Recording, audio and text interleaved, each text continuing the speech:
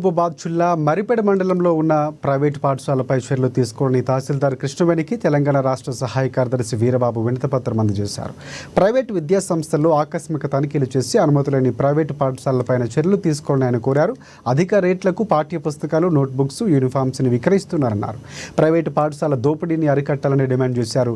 ప్రభుత్వం హాస్టల్ విద్యార్థులకు అందిస్తున్న మెను విద్యార్థులకు సక్రమంగా అమలు చేయాలని, విద్యార్థులకు సమయానికి అనుగుణంగా క్యాష్ ఇన్కమ్ సర్టిఫికేట్లు పెండింగ్ లేకుండా వేగవంతం చేయాలని వీరబాబు కోరారు.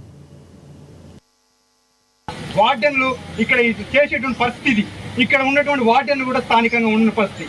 గతం నుంచి పోరాటం చేస్తాను. ప్రతి హాస్టల్కి ఒక వార్డెన్ ఉండాలను గవర్నమెంట్ స్పందించి, అధికారులు స్పందించి క్యాంప్ ఆఫీస్ ముట్టడిస్తే ఇక్కడ ఉన్నటువంటి అధికారులు మొత్తం స్పందించి, రాష్ట్ర వ్యాప్తంగా స్పందించి ప్రతి హాస్టల్కి ఒక వార్డుని కేటాయించింది రాష్ట్ర ప్రభుత్వం. దాన్ని సక్రమంగా నడపట్లేదు.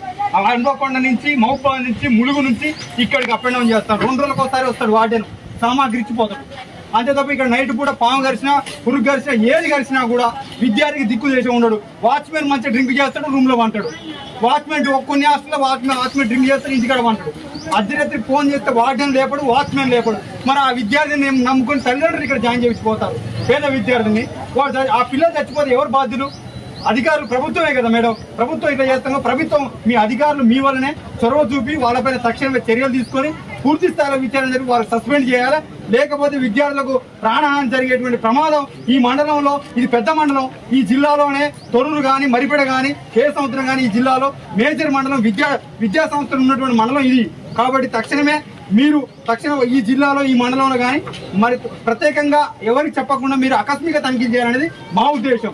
స్వయంగా వార్డెన్ లేకుండా, వర్కర్ లేకుండా మీరు స్వయంగా ఆడపిల్లలతో మీరు స్వయంగా మాట్లాడాలి.